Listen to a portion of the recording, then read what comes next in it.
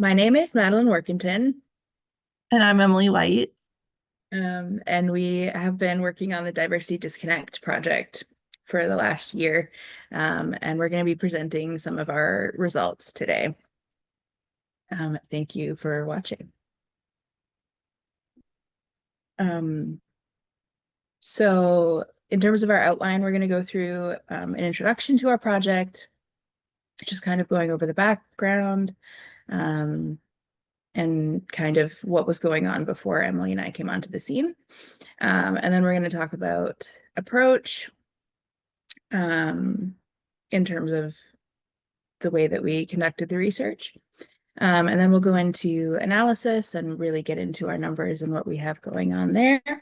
And then we'll go into our recommendations that we've pulled from all of our findings. And then to finish, we'll talk about what's next.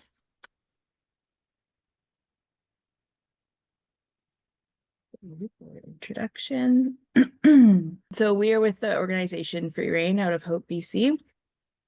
And the owner and operator is Peter Bailey.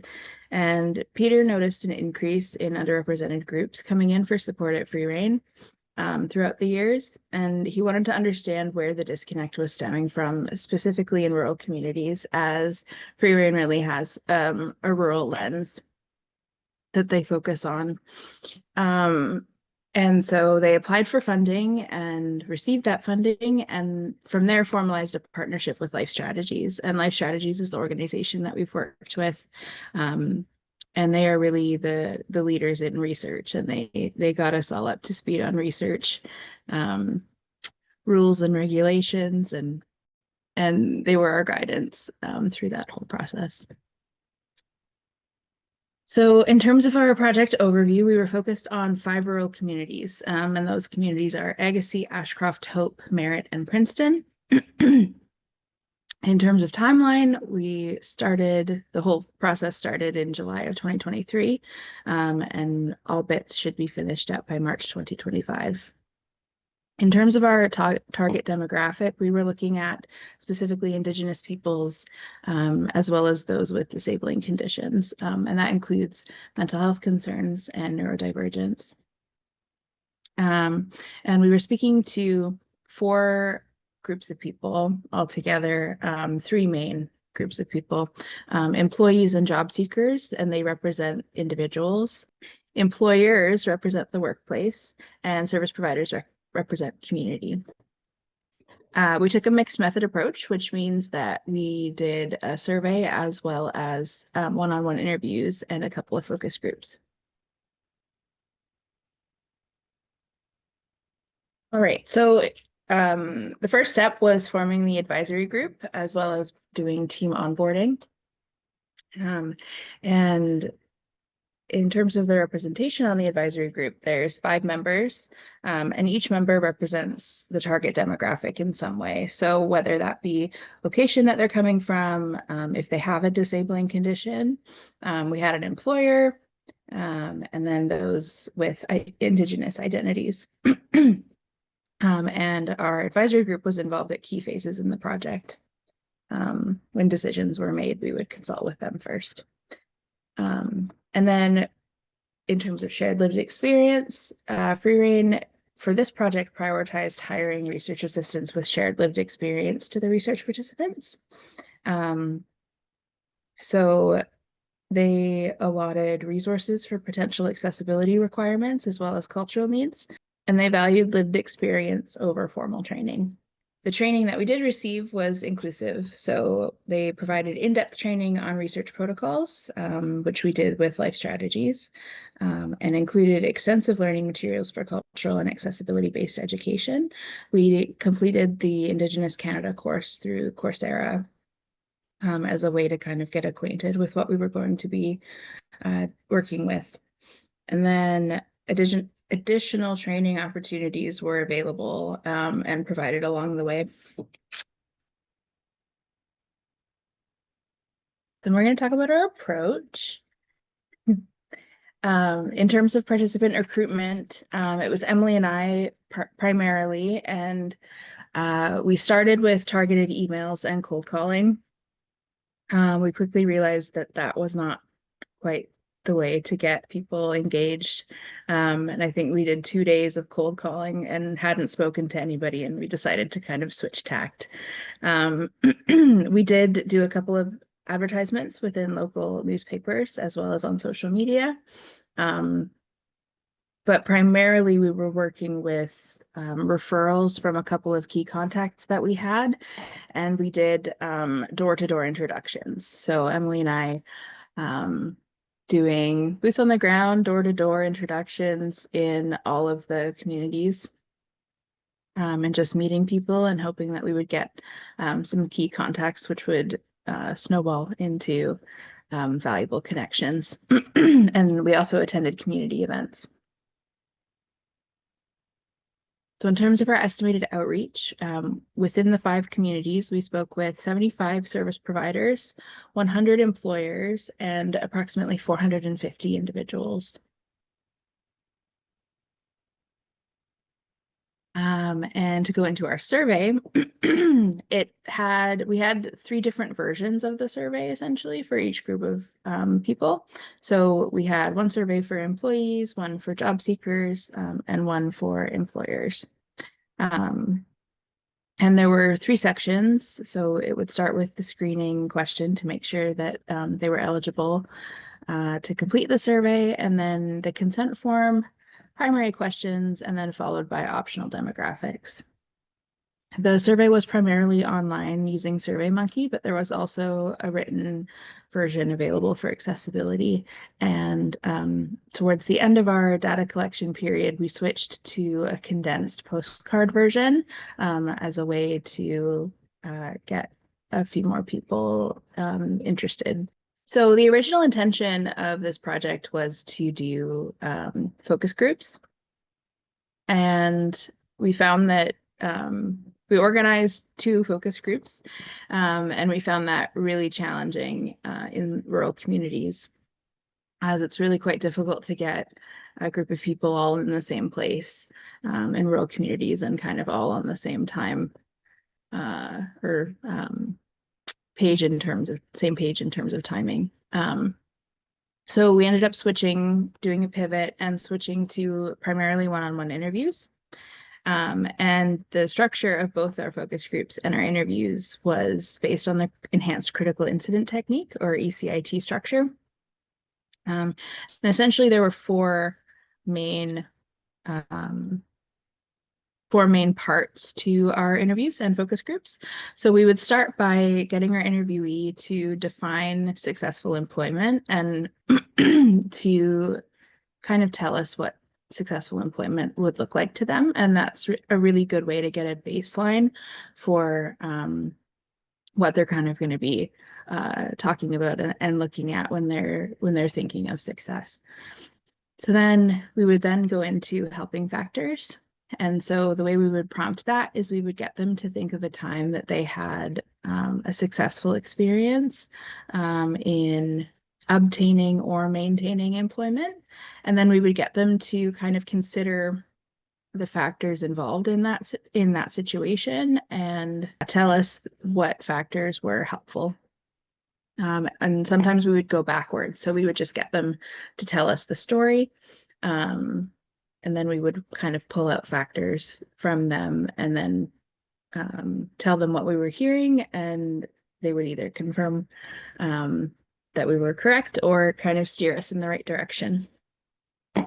And then we would move on to the next section, which is basically the same thing, but we're looking at hindering factors. So we would get them to think of a time where they had an unsuccessful or unhelpful experience in employment, and get them to discuss the factors pertaining to the unhelpful situation. And then we would talk about hindering factors.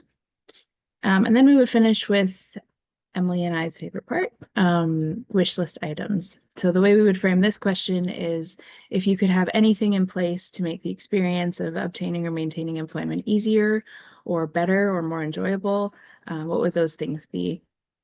And we really didn't want to put limits on our participants. We would tell them like it could be anything. There's no such thing as being greedy. Just let us know what you would really like to have. So that gave us a really good, well-rounded idea of where they were coming from. So now Emily is going to take over and talk about analysis for a little while. Perfect. So this graph here kind of shows the spread of survey respondents per region. So it kind of just gives an interesting look at how the different communities participated with the survey. So as you can kind of see with this graph, people from Princeton showed a pretty even spread of participation across the different groups. So we've got a pretty equal amount of employers, job seekers, and employees participating. Whereas the other communities were a bit different in how they spread out. So if we look at, say, like the orange bar there, we can see that participants from Agassiz were primarily employees with no employers participating and only a few job seekers. Similar with Hope as well, with a lot of them being job seekers, a few employees and a few employers. It is interesting to note that Merritt, being our largest region, had the lowest participation overall, with about like one participant per group there. And then Ashcroft only showing a couple respondents just in that employer section. Perfect. So for this one, these next few slides are going to be looking at specific questions from the survey. So this question here was kind of looking at how diversity is perceived within workplaces in the communities. There was a bit of a disconnect here. So 82% of employers agreed or strongly agreed that their business reflected the diversity in their community. Whereas only 49% of job seekers and 63% of employees agreed or strongly agreed. So there's something a little wonky going on here where employers are feeling that they're really doing a good job with their diversity representation. Employees are closer to being on that same page, but job seekers are quite far off in seeing that diversity reflected. So it's just interesting to reflect on that. Perfect. For this next one here, it's looking at how employers support success at work. This one showed a bit more alignment. As we can see, there's a lot of that good green here.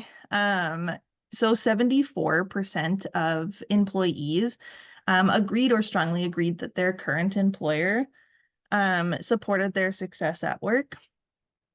And then 88% of employers were also agreeing that they can fully support the success of their employees. But it is interesting to note that no employers disagreed or strongly disagreed. So there was no kind of negative feelings. They were all like, woohoo, we're doing it. We're doing great. And while job seekers didn't rank or rate a specific employer, they really emphasized the importance of looking for an employer that can support their success at work, with 86% agreeing or strongly agreeing that that is something that's important to them. Awesome. This next one here is looking more at how employers can support, like say, equity, diversity, and inclusion, or just accessibility needs of those in their community and like in their workplace. This one, it's just looking a little different because we worded it in the negative for employers. So the blue is the good one on this graph here for employers. This one's very fascinating. Only 40% of employers said that they struggled with balancing diversity, equity, and inclusion. So that remaining 60% are either neutral or feeling pretty good about balancing equity, diversity, and inclusion in their workplace. And similarly, people who are employed are feeling that accessibility balance is quite good. So 68% agreed or strongly disagreed, or strongly agreed, sorry. The disconnect here is coming from job seekers. They had quite a bit more of a neutral assessment of employers in their community. So only 31% agreed that employers fully support accessibility and cultural needs within their community. The rest are either neutral or disagreeing. So it's just interesting to kind of examine where that bit of disconnect might be coming from. So like who is being missed, I guess, in those who are employed and then those who are still seeking a job, and kind of where is that support for accessibility and cultural needs missing.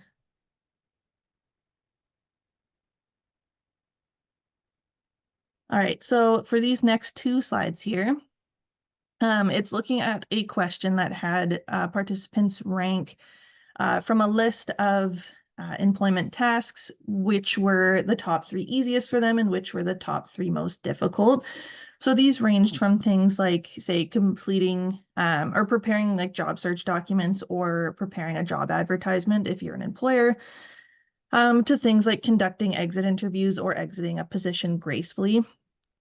So from these lists here, we can see what the top 3 easiest employment tasks were for job seekers, employees, and employers. We'll dive more into kind of where things aligned and where things were kind of disconnected in a couple slides here. But this just kind of gives a good overview of where they're at. Perfect. And yeah, so this one is showing the difficult tasks amongst these groups. So things like finding job opportunities within your community is highlighted in both job seekers and employees. We'll touch on that one specifically in the next slide and then in a couple slides when it comes to discussing the interview process. And then for employers, it's things like finding potential applicants, securing necessary supports, and offering advancement opportunities. All right, so here's where we can look at where things aligned or disconnected between those lists there. So where some alignment occurs is that both job seekers and employees ranked completing orientation and on-the-job training in their top 3 easiest. So once they're able to kind of like get into the job, they're feeling that these kind of beginning tasks are easy for them. They can kind of ease into these positions that way. But finding job opportunities in their community was ranked in the top 3 most difficult for both of these groups. So it's really getting that opportunity to get into these positions where things are struggling. And then both employees and employers ranked obtaining and offering advancement opportunities in their top 3 most difficult.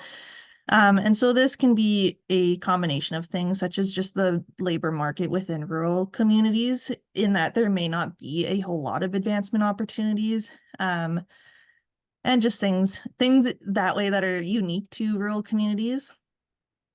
And then for disconnects, we're looking at things like employers ranking, providing a welcoming space within the work environment in their top 3 easiest, but job seekers ranked feeling welcomed or valued in their top 3 most difficult.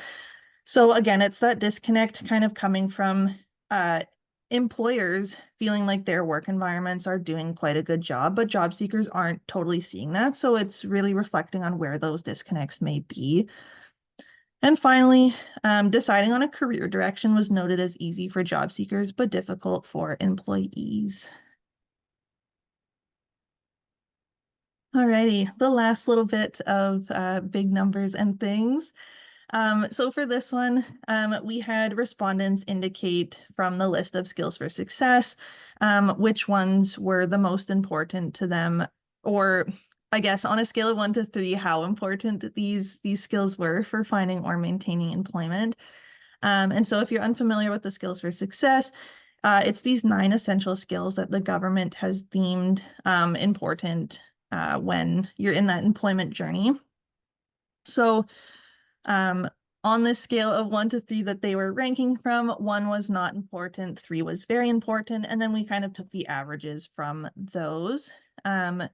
And so regardless of respondent type, communication was the most important skill for both finding and maintaining employment. And then writing, digital, creativity, and innovation was in the bottom 3 for both groups as well. And then there is an interesting shift here in reading. So it's second on the list of importance for finding employment, but it's kind of near the bottom there for maintaining. It is important to note, though, that when you look at these numbers, you can see that they're all above 2, which means they're all kind of above that middle threshold when we're taking the averages there. So they're all at least somewhat important to all of these groups. It's just a matter of where they sit in that list of importance.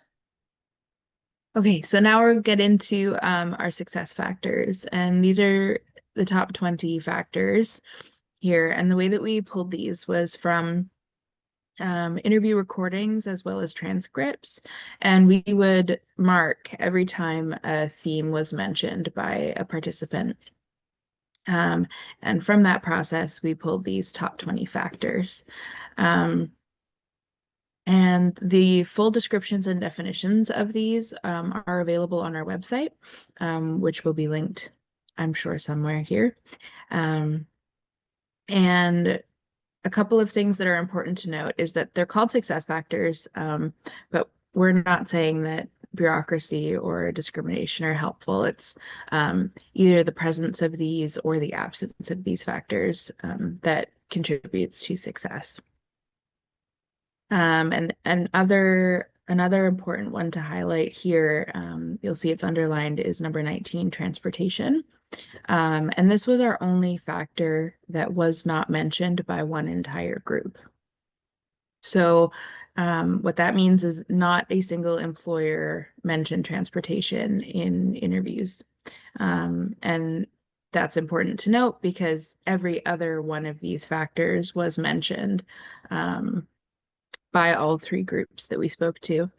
And the other important thing to note is that I would say most, if not all, of the other service providers and individuals that we spoke with were mentioning transportation and how much of a barrier or a helpful factor having transportation is, particularly in rural communities.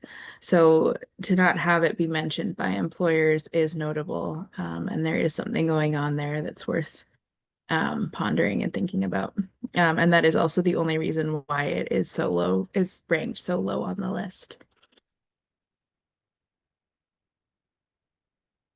So we have a couple of quotes that we're going to go into from interviews. And this one was, we spoke with someone who was an employer in one of our communities for 20 years. And she then developed a disability and had to sell the business, but she's a really fantastic person, and she is a member of council in her community. And I wanted to share what she said here. After we sold the business, I wanted to get a job, and a lot of the people that I had employed, their parents were also business owners. And do you think anybody would take a chance and hire me because I couldn't see? It's a barrier, right? And the biggest common complaints were, well, what if you got hurt at work? Would WCB cover you? Why would I hire you if I could hire somebody that could see? You know, I heard some pretty mean things from people that I cared about, but it's not easy. As soon as you disclose that you have a disability, that person puts their guard up, and that all goes through their mind. If I'm going to pay you, then why not pay somebody that can do the job without assistance, kind of thing. Lots of discrimination. The conversation in my world of low vision is to disclose or not to disclose. Do you tell people that you have a visual impairment? And at some points you have to because of safety, but otherwise, this person's in a prominent community position. I hid it as best as I could for a long time because there's bias and there's judgment. As soon as they see you with your cane, it's like all of a sudden the world changes. So this is a quote that's powerful to me because it speaks to not only the discrimination that's prevalent, but also the position that people with invisible disabilities are put in of disclosing or not to disclose. The people that have the opportunity and the option to not disclose often are choosing not to for the sake of employment. And then this is a fantastic quote from a service provider that we spoke with. And they shared, yeah, I mean, we can provide all of the services in the world, but if you don't personally feel safe coming into our space, Like you feel like you might be looked down upon or denigrated or treated poorly because that's all you've experienced. I can't blame you. But hopefully that by creating that safe space, it's showing you that it's safe, that you're going to want to come for more than just the meetups and utilize our services that are available to you. So that's why it's important for me to create that safe space.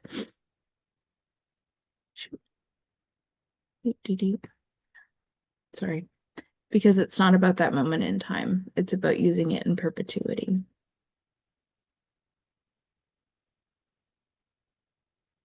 So now we're going to talk about connecting the data. This is taken from the discussion piece of our paper, which will be coming out in February of 2025. So as Emily mentioned, employers had a favorable view of representation within their workplace at 63%, while only 49% of job seekers thought that employers in their area had a workforce that represented the diversity in their community. So in interviews and focus groups, the stories that were shared showed limited awareness amongst employers about the prevalence of diversity in their community. And a really excellent story that highlights this is we were speaking with one community leader. They were a CAO of their community, and when asked about people with diverse needs, or people with disabilities, they said that they don't really think that they have that here. And Emily and I were spending our time in the community, going door to door, and we saw several visible disabled people. And we were only in the community for a combined 4 days, I think. And so we were seeing visibly disabled people. And also when speaking with service providers in the same community, they were telling us that they were overrun with PWD clients who needed help, and they couldn't provide help to all of the people that needed it. And so it's an interesting thing to think about, like what exactly is happening there, that the leaders of the community are not aware of the diversity and the people that require assistance in their communities. And so for the next point, it's difficult to build partnerships with employers to address the scope and complexity of employment challenges for those who are underrepresented, as well as the solutions to address accessibility and accommodation and cultural needs.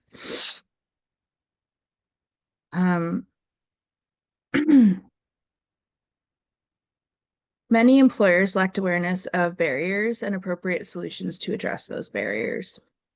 So when contemplating accommodation needs, employers were thinking of things that were large-scale adjustments to their physical workspaces or tasks. However, when we were speaking with individuals, they were asking for really simple things.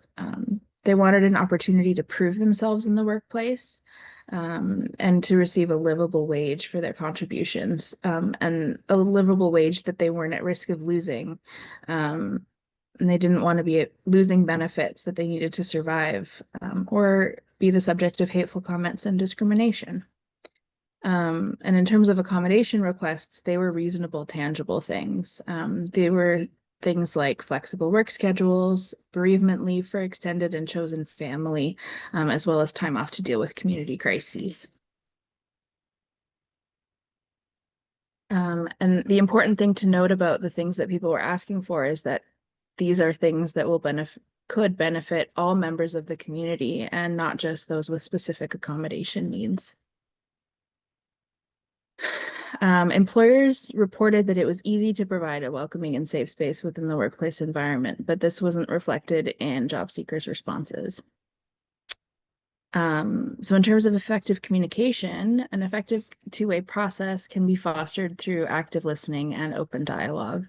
And what this looks like is job seekers being clear about needs, employers being open to challenge biases and stereotypes, and community groups providing clear and complete information. So then we'll look at misaligned and piecemeal solutions.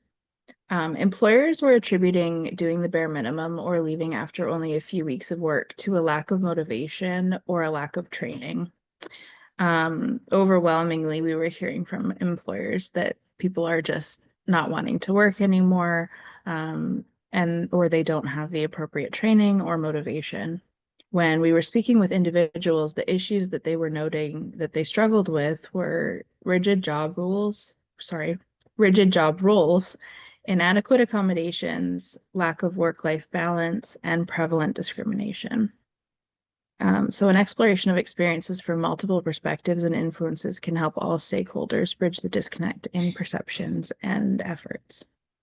So now going into the frustrating cycle, there was an overwhelming sense that all the people that we spoke with, whether they mentioned it explicitly or not, were dealing with frustrating cycles in their lives. And so for employers, this often looked like high turnover rates and struggling to find workers that they felt had the skills required to fit into their workplace.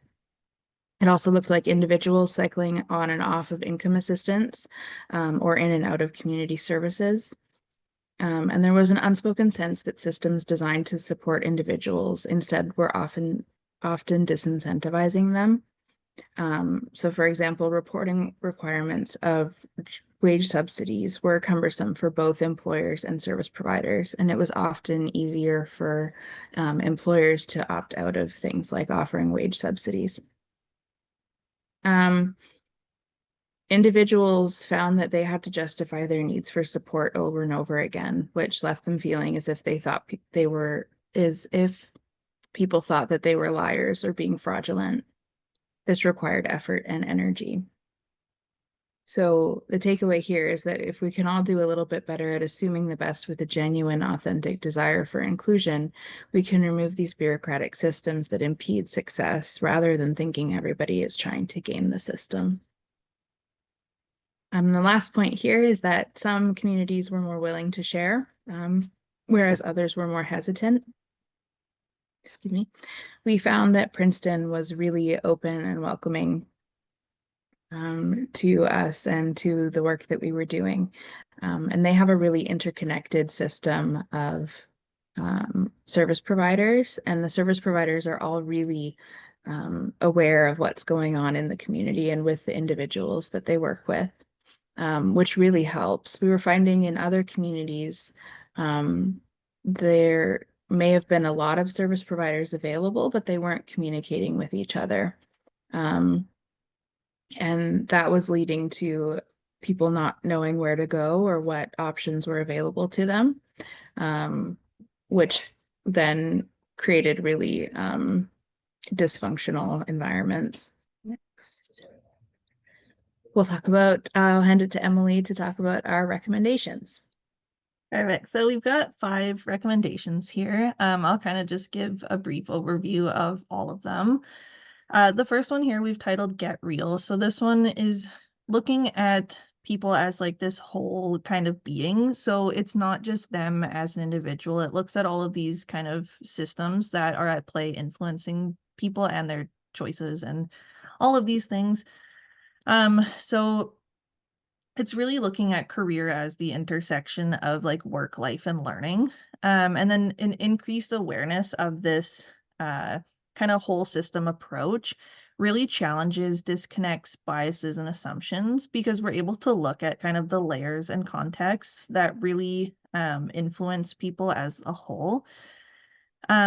So to support this recommendation, we're kind of asking that the government ensures that programming and services focus on addressing systemic barriers with interventions for individuals, workplaces, and communities that really are tied to lived experiences and these rural realities.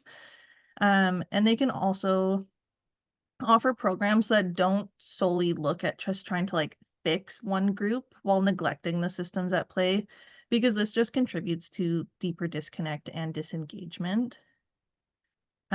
For the next one here, so make it personal. So this one is really looking at how you yourself can kind of really have an impact, I guess, on changing the employment experiences of those from underrepresented groups.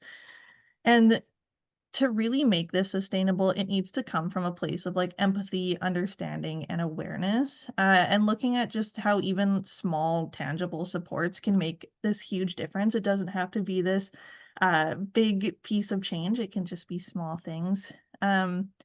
We also ask that you kind of dig deeply and just really reflect on root causes and targeting your efforts to help with these causes of challenges. So this can be things like arranging transportation to and from a work site, reevaluating policies and compensation packages within a workplace, and really just inviting feedback from individuals who are in these underrepresented groups. And to support this, we're really asking the government, I guess, to kind of really just fund and support these small scale grassroots local efforts that are low barrier and provide incentives without unintended penalties and that are driven by the self-reporting needs of these folks from these communities. The third one here, stay diligent. So it can be a really overwhelming thing when it's such a dynamic environment of looking at underrepresented groups, and it can really feel frustrating with different efforts of like trial and error. But change really does take time, and a one size fits all solution just isn't going to cut it. It's not going to be sustainable long term. So we have to really kind of acknowledge where things may be lacking, commit to improving, and then really celebrating successes just to kind of keep the success and positivity rolling. To support this, the government can kind of avoid assuming that urban programming can just be kind of placed into these rural settings and meet the rural realities. And then policymakers and funders can really critique and adapt their existing programs and services to kind of make it more relevant to what the communities need. And this should also include getting feedback from these groups. Again, to just really ensure that we're getting that voice heard, and then measuring things other than just employment rates, because there's more to success than just having somebody employed. Next, we have work together. So this one's really looking at how we can all collaborate within a community to kind of create that long-term sustainable change.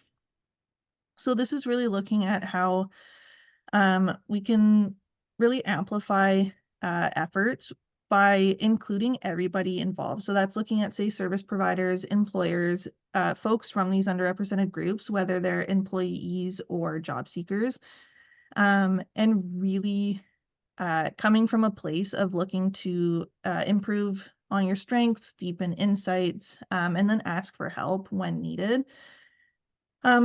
This process is also going to require undoing damage from colonialism, racism, discrimination, which then really just helps to strengthen these relationships down the road. To support this, the government can facilitate connections and shared learning across their programming and services to really just, again, promote that collaboration. Finally, our favorite one, I think this is the one that is the most impactful that we've kind of learned from this project itself, is get loud. So it's really looking at how stories can be the catalyst of change, and they really deserve to be that catalyst and that driving force of creating something positive. We're asking you to kind of gather stories from these folks from underrepresented groups, or if you yourself are from an underrepresented group, looking at ways that you can kind of share experiences. The only thing we ask is that you're mindful that you have permission to share these things and are acting as an ally, so that you're not kind of, I guess, continuing forward with these things of discrimination and things like that. And so this is really going to be coming from a kind but firm and trauma-informed approach to really acknowledge the impacts of, again, colonialism, intersectionality of identities, discrimination, and things like that. And so it's not going to be a smooth process, but there's really an energy that kind of carries some momentum forward. And it only benefits everybody to just share kind of what's going on. And then lastly, to support this, the government must be ready to listen and receive stories directly and in person in these rural communities if possible. And this can kind of be done if there's a creation of accessible two-way channels of communication between themselves and groups from these communities as well to really empower these groups. And the government can improve their efforts to really just employ folks from these groups, because that's one way that change is going to happen if these folks from underrepresented groups can be represented within these spaces that are involved in making change.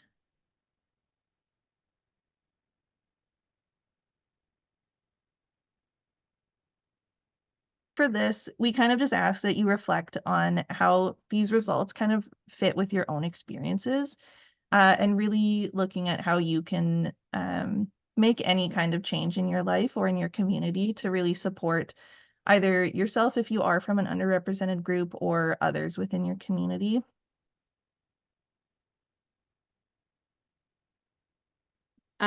So to finish up, we have a couple of things coming down the pipeline currently, but we will have our podcast released that goes into all of our team's experiences working on this project, as well as highlighting the stories of our participants and talking about ways that change can be made. And that will be coming out January 8th, 2025. And so it's likely out by the time you're hearing this. So that is available anywhere that you listen to your podcasts. And as well, we will have our research paper coming out in February 2025. And that's going to be a more academic look at what we've been working on. So thank you so much for watching, and thank you for being open and attentive to hearing about this project and ways that we can facilitate diversity and inclusion.